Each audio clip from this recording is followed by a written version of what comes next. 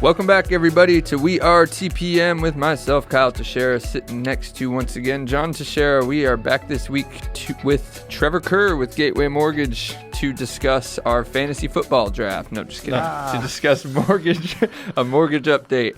If you guys have any questions about this, want to give us a call, 817-818-9039. Shoot us an email at showmethemoney at wearetpm.com. I messed that up. Fantasy football draft, right? That's what we're here to discuss, right? No, I'm just kidding. My son already announced that I was the winner after looking at my team. So. Oh, yeah? Yeah, so there's nothing to discuss anymore. So, yeah, we won't. Should we declare you the winner? Yeah, put my name on the trophy and let's go. There we go. It's already on there twice. We're not putting it on there without making you earn it, okay? Jamar Chase is going to get it done for me.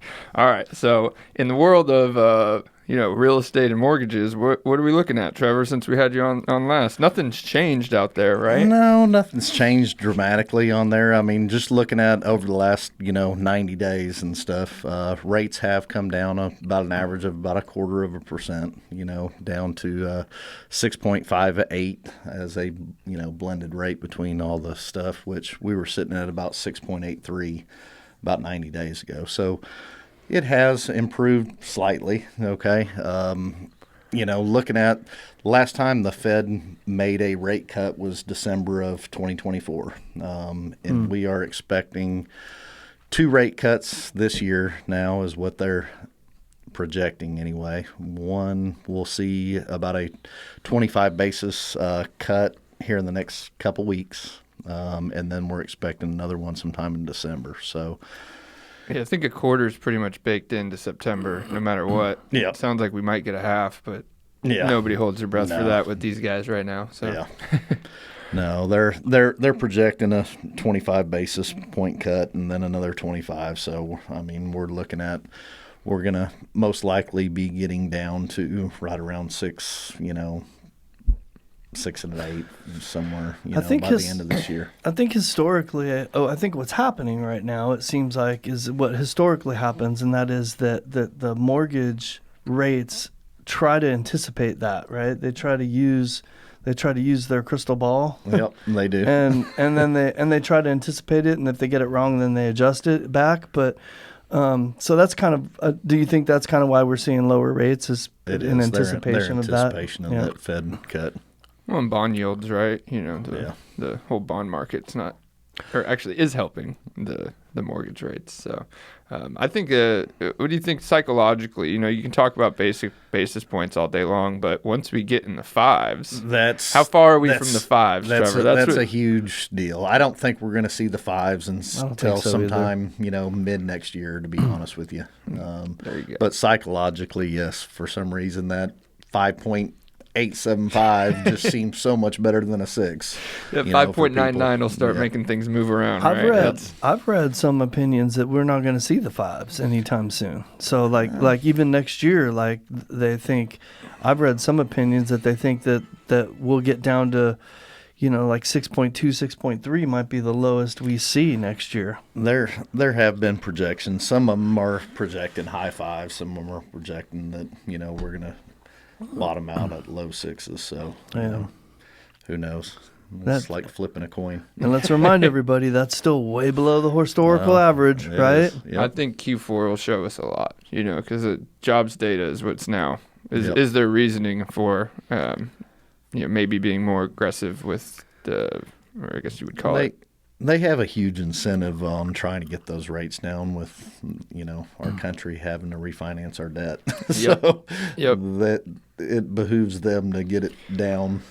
Well, especially when no one else is buying the debt. Yeah. I read, I don't have any idea. Sometimes I don't know if this stuff is true, but I read that we're $500 billion into this tariff thing, right? I assume that goes toward our debt. I hope. I don't know who's taking care of the purse strings, but where that money's going? Yeah, I don't know. It goes to the unlimited credit card. Yeah. But they say we're quickly coming upon that trillion mark. We've passed the $500 billion, and we're like quickly coming on that trillion mark. If we've actually done it that quickly, I think our debt's at like 3.5 or something like that, if I remember right. It's at historical levels. Man, if we could start knocking that out before we lose the guy that's making it all happen, then that'd be nice to start fresh, wouldn't it? Start clean again and be in a different 35 trillion different position in 3 years. That'd not be, 35 trillion, 3.5 trillion. what's 3.5 trillion? The debt? Yeah, No, it's 35 trillion. I don't think so, but okay. All right. Maybe. It definitely is, but yeah. Let's chat GPT that, see what it says. On the podcast live, what is Isn't there like an online tracker for the national debt, like debt? nationaldebt.com? I'd be scared if you're right. It's going to about be that. more because that was the I'll whole be scared if you're right. that was the whole I thing. hope They you're just got wrong. voted in is increasing it. It's probably up to 36 after that bill passed. 37 trillion. Yeah, see, they increased it 2 Goodness months ago and already gracious. added 2 trillion to it. So Trump needs to work harder. Forget everything I said. He needs to work harder. More trillions. More trillions. Holy mackerel. you know the $4 trillion that they bring in every year, even if you put every dime towards it. So, but we're not going to talk about that math equation. All right, we're here to talk about mortgage rates. Yeah.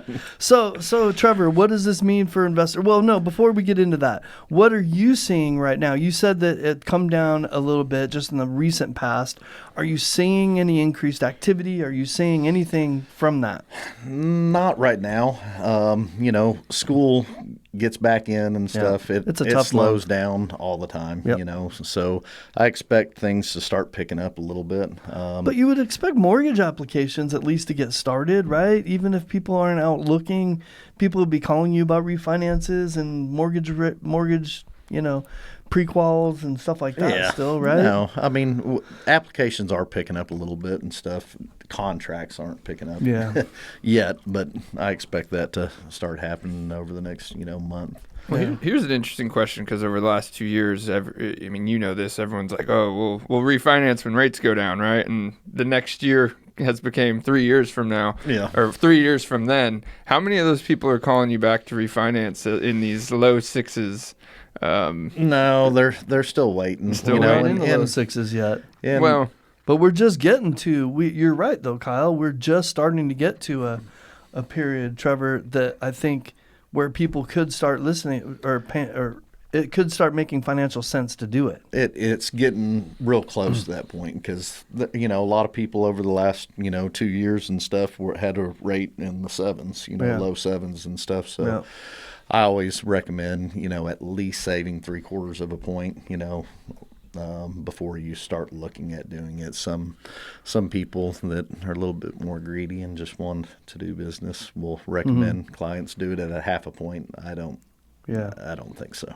So, do you have any calculation for investors that are looking at doing stuff like that based on, this is probably the opposite of a sales pitch for you, I guess, but how much interest they've paid and their principal when they're looking at refinancing, like the effective interest rate on that, or the amount of interest you pay per year technically changes if you're like 7, Rolling 8, 9 that years. into your calculation of whether you should do it or not. Yeah, is kind of I what mean, you investors huh? do it. Right? Like I've paid 9 years of interest. Should I figure out whether it's fiscally responsible for me to refinance and kind of roll that into that calculation that he's figuring out? Yeah, Is that what you're asking? Yeah, it's a conversation I had at a conference last week, but it was like, but you have different lives of loans, so how long you're going to keep it is really the... I mean, that's the one thing that you can't just tell someone, because obviously it depends on how long they plan on holding that, loan and stuff before selling or doing something. But my kind of rule of thumb is, we want to, for the closing costs and stuff they're coming out of pocket or rolling back into their loan, I always look at, you got to recoup that money within a year and a half, time frame is kind of my general rule of thumb. Let me reframe Kyle's question a little differently. See if you have an opinion about this. I don't know if I'm sure you've given this some thought because it's what you do for a living. If I have a 30-year note and I'm paying my payment every single month, I'm paying my front-loaded interest, right? Mm-hmm. At what point into that loan does it not make sense to refinance it, even if I'm making my monthly cash flow better? So yes. So looking at that, I mean, if you're talking about that you have a 30-year fixed rate loan and stuff, after you're 15 years into it, it really doesn't make sense. So even if you're decreasing your monthly payment by $200-$300, people should still recognize, right, that you have just paid, I don't know, $250,000 in interest over the past 15 years, and starting that over again and throwing that away, even though it'll be lower now because your principal also went down some, it doesn't make sense because now on the back half of it, you're starting back you're over more on principal where than it's all interest. front loaded again. Yeah. And you're better off taking the hit on monthly cash flow than paying, hundreds of thousands of dollars more in interest again. Yeah. Yeah. Yep. That's if you're comparing it and going back to a 30-year loan again. Yeah. At that point in time. You do that calculation differently for a 20 or a 15, right? Exactly. Probably halfway is what you would say, right? Yeah. Right? Halfway through the term Pretty much. of the loan. That was kind of a different way of asking what you were asking, Kyle. But Yeah, and we've brought this up before. That you can change those numbers by doing a 15-year note in that example. Could be beneficial to you. Yeah. You're still gonna, assuming you're gonna still see the next 15 years through. Yeah. Go ahead. I was going to say, so Trevor, hopefully our audience is investors, most of our audience, right? So what does this look like for an investor? You just gave us 6.5. I would imagine that's if I'm buying a house for my primary residence, that's probably what I'm going to pay is somewhere around that 6.5. What are investors looking at right now? Investors are looking at somewhere in the low sevens right now. Okay. Generally speaking, you're looking at about 3/4 a point higher than normal, primary residence stuff. So, but the other good thing is, right now in this market, homes are sitting a little bit longer and sellers are willing to pay closing costs and stuff. So, there's 2-1 buy downs, 3-2-1 buy downs and stuff that we can, get the seller to pay closing costs and look at, a 3-2-1 buy down or a 2-1 buy down, for them where they're starting, instead of at a 7.25 rate, they're starting at 5.25 the first year and 6.25 and hopefully, and I think, over the next, year or so, year and a half, they're going to have an opportunity to refinance and stuff. So, is there prepayment penalties in those kind of loans? Okay. No. Well, that depends on who you do it with. Well, yeah, with Trevor, there's no prepayment penalties. With other people, there may be. So to reframe what you just said a little bit is basically if I were to, typically people understand buying down points, I think, right? So if you were to go to your mortgage person and he says, okay, the loan is at 7.2 right now for an investor. Yep. And they want to put some money down and buy that down to, I don't know, 6.5. What would that cost them? 6.5. I mean, that's going to cost them quite a bit of points. Okay. I mean, it's going to 3% or so. 3%, so $8,000 depending on the sales price, whatever it is. So you get a 1/4 point for every discount point in most cases, right? Something like that. So using your example of the 2-1 buy down, basically we kind of did the same thing on a temporary basis, but we took that money that it cost to do that, right? Yep. And we asked the seller to pay for it because of our current climate. So it didn't even come out of your pocket. You're now paying less interest for the first 2 years, and you didn't have to buy it down or pay out of your pocket to get that done. That's correct. And I mean, that would be a really good scenario for an investor. And this all gets to something I was going to bring up with you, Kyle, but I feel like you have a question for Trevor. No, you didn't? I was misreading you? Okay. No, not to that comment. So it seems like, Kyle, we talk about this a lot, right? And one of the things we want to get out of Trevor while we're doing this is we always talk about why should I buy right now, right? We're always looking for the reasons. Why should I buy? Because you and I think, feel like it's always a good time to buy. I know it's better times to buy, other times than there's varying degrees of that, but you should always try to acquire real estate in some way, to help build your wealth. But it seems like now, based on what Trevor just said and kind of what I'm reading, that we're at a point where the market is as much of a buyer's market as it's probably going to get, right? As far as getting prices down. Like you said, Trevor, getting Seller concessions. Yep. And rates are starting to come down. So if you were to buy as an investor between now and what would you say, Trevor, maybe like mid next spring might be the ideal time. It definitely is going to be the ideal time because as soon as, we're talking about rates, and if rates do hit, fives, this market's going to turn around so quick and prices are going to go up. But I don't even want to talk about fives because that may never happen. But if it just comes down a little bit, like you said, into the low sixes, it helps those cash flow numbers people are looking for, right? Especially when they're at the lower sales prices. Yeah, when people are looking for bottoms of markets, right? Or which is, you call it a bottom, it's the best time to buy.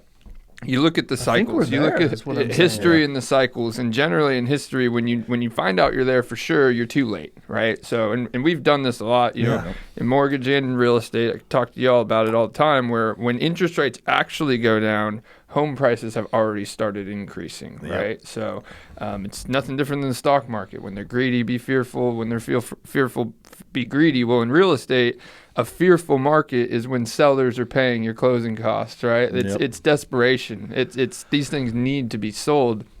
That's when you see investors going out there. And what we're seeing on our end is that's happening on the retail market. On the wholesale market, you're starting to see this fear level of like they're giving out deals like crazy. People are desperate. They're just trying to dump things. There's a lot of investors underwater, which causes this transfer of assets. So it preempts what you guys are talking about, which is, are we at a bottom? You'll always know the bottoms are in the past, right? You know, you're using all kinds of big words and anticipatory factors and stuff, but all I did was go to mycrystalball.com. That's it. My crystal ball? Yep, that's it. And it just told me now's the time to buy, period. Now's the time to buy. Well, when we talk about it, it's always time to buy. So we'll buy in any market. Well, that's true, but now's really the time to buy. It's like over the last 20 years. We will buy in any market. You're right. Unfortunately, if I bought every top of Apple in the last 20 years, I'd still be looking pretty nice right now, right? So that's the example. Good point. If I bought at the worst possible time of the year every year for the last 20 years, I'd be rich. So depending how much I bought, you got maybe more than $1. So. But let's bring this back to mortgages. So how quickly do you see those turns, Trevor? And I'm not going to ask you about COVID because that was going from like a 6 to a 0 in a day. In the normal cycle, how quickly do you start seeing those mortgage applications and the refinance applications just really start to flood all at once? Well, like I said, or what's the normal pace, I would say, that you see when that happens? Once the general public starts seeing the rates come down and stuff, it does take a little bit of time, but that they're looking at rates, and again, it's just a psychological deal. If rates hit in the fives, that's when everything's going to go. You know, if it doesn't matter if it's 5.99, it's just psychologically in your head, there's a 5 there, and things are going to start moving. And again, this market's going to turn around and go crazy. Well, and markets are very dependent on psychology because, 2-3 years ago when rates started going up, people are like, well, when they get back to the threes, now everyone's like, never happening. When they break 6, we're going to be good. So that's well, there's also a factor here that nobody's really talking about, and that is we still have a problem, not a problem. We still have a reality that at one point, 80% of mortgages were under 4 or something like that, or 4.25 or something like that. Like, so those people haven't sold. They're not selling. They're not refinancing. They're not doing anything. So if they're at let's say in 2000, say 4 or 5 years ago, we had 80% of our mortgages in there. That means 80% of the inventory, or close to 80% of the inventory, still isn't going anywhere. Sure. And probably isn't for the next 10, 15, 20 years. Like who would ever do something when they've got their home leveraged that way? It just wouldn't be smart to sell or to refinance. And, even the dumbest of people could recognize that. So that's going to have an impact on how, Kyle asked a great question, how quickly? Well, it might be softer. It might be a softer ramp up than it normally is because of all that inventory that's just not going to go anywhere. Yeah. Right? And those numbers are are going down slowly. 80. You mentioned 80's probably 80%. 65 now or something. 70 right. or Yeah. So because there's Still a always large going number. to be some turnover. From divorce or relocation. Stuff like that. But yes, that number is extremely high of houses that are just tied up because, like you said, it's almost they're like not gonna move. you just take them out of the inventory, right? And don't even consider them. And now, so instead of, I don't know, 300 million units, now you've got 165 million units you're working with. That has a major impact. No, I made those numbers up, but that has a major impact on the market and how it works and how it ramps back Definitely. up. And how what you're talking about, Kyle, is, like how quickly do things flood again? It may not flood. It may be more closer to a trickle. Or somewhere in between. Well, yeah, and that's why I asked what that pace would be expected to look like, because it affects, the real estate market. I mean, they play, in that scenario, they can play very strongly together, but it depends on whether those applications are for refinance or if we got contracts moving, right? Which brings me back to something we talked about either the last time you were here or second to last time you were here, because this was a very market-based product that Gateway started doing. Was second mortgage. Seconds. Yeah. Mm-hmm. How has that progressed? Did a lot of people take advantage of that for the reasons John just mentioned? Yeah, there's a ton of people that have taken advantage of that. Because obviously they don't want to refinance their 3% interest rate into now a high 6 or something. So it gives them the opportunity to access some of the equity in their home, keep their other mortgage and now have this other, standalone second mortgage, at, the rates on those right now are at 8.125 and 8.25, Yeah. But well, and I think that was important for, the bigger companies, like trustworthy companies like Gateway, to start offering that, because or else we'd have even worse of a supply problem than we have now. You got to find solutions to problems, right? Yep. And so innovative companies like Gateway they see a problem and they go find a solution for it, and it's really important. Well, and they probably want to continue to make money and you're gonna find a solution and write loans. Makes them money, yes. It's for the good of the people. good of the people. Good of the people. That's how you make money: is you find a problem and you find a solution, and then you make money. Very true. Very true. So. But that's because that also helps with the math we've talked about, because if you're at a 2, you're at a 3, 8.5 sounds high. Well, if you take your total debt on the house and average those two together, you can get a little bit closer to where you want to be, right? The 5.9s. So. Yep. What did those go up to as a reminder for anybody listening for LTV? 80%. 80% on personal residence, yep. I imagine. So, are you guys doing those on investors still? We are. Yeah. What's LTV? Is that like a stock ticker? It probably is. Loan to value. Maybe we should buy that stock ticker just for all the mismentions of LTV as things go on, I don't know. Do you not know what an LTV is? I knew what an LTV was. I was just trying to be. You're using jargon on a podcast, so I was just trying to help anybody that might be listening. I doubt anybody's listening, so it doesn't matter. We mention LTV all the time. So I know, loan to value. Still, loan to value. So. What is LTV, Trevor? Let's let you explain it. Loan to value. How much your house is worth right now in this market? Let's just say, for instance, $300,000. Your house is worth $300,000. They will lend you up to 80% of that. So, say you have $100,000 left on your mortgage on there, they'll let you go up to $240,000. So you have $140,000 in equity that you can access. So I just go and look at the Zestimate, and I'm like, it's worth $300,000. Well, we got to pay for an appraisal. That's right. In some states, you're gonna have to pay for appraisal probably. Well, unless depending on how much you're taking out, but we'll take the tax appraisal sometimes, depending on. We'll do an AVM on it and stuff most likely. Yeah. It's another acronym. Is that another stock ticker? Another stock too. Go ahead and buy that one. Automated value model. Thank you, Trevor. I'm playing the dumb guy over here. Does estimates an AVM? It's Zillow's AVM, right? Yeah, it is an AVM. So. But and in some states, theirs are not so good. Well, not here in Texas, they're not. But I'll tell you, in some states, they're dead on. So they're good some places. So what should be interesting to see is next year what these appraisal districts do, because we're seeing homes with appraisals that are 200% of value in some cases, because it's insane. So you know. So your taxes will go down, right? So tax appraisals will be very important next year. Or protests, I should say. Protests. What are people asking? What are people asking about when considering buying a home, John? What do we got for Trevor? What are their questions for Trevor? As far as investors or they're the only ones shopping right now. So yeah. Yeah, well, what we've talked about, what everybody wants to know is what's my interest rate going to be and what's my monthly net going to be, which is a jargon term for meaning my monthly expenses, right? That's what almost all of them want to know.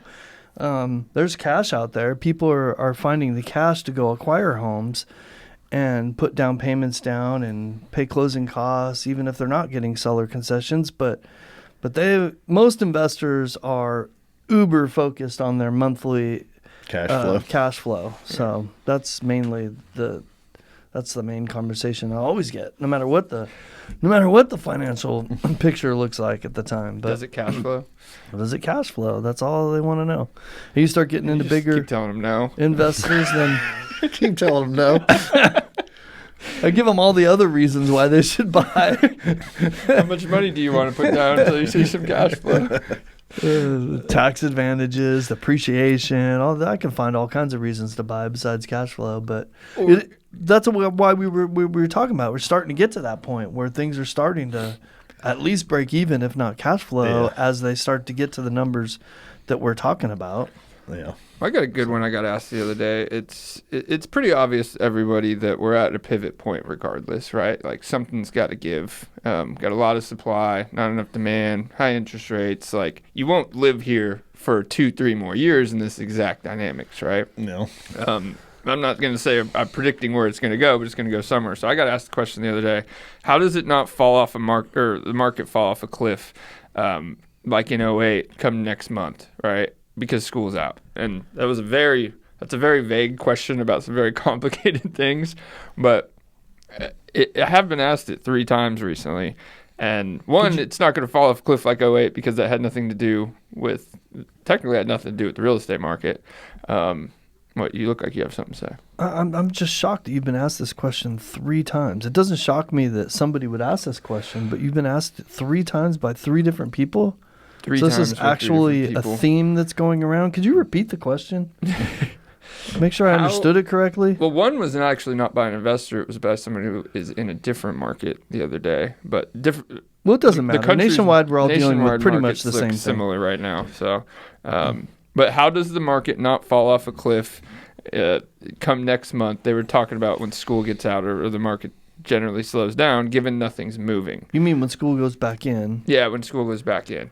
So it's a very vague question. Like 2008. Like 2008. It's also not a very historically accurate question. I don't even know if that's a worthy question to answer. Do you, Trevor?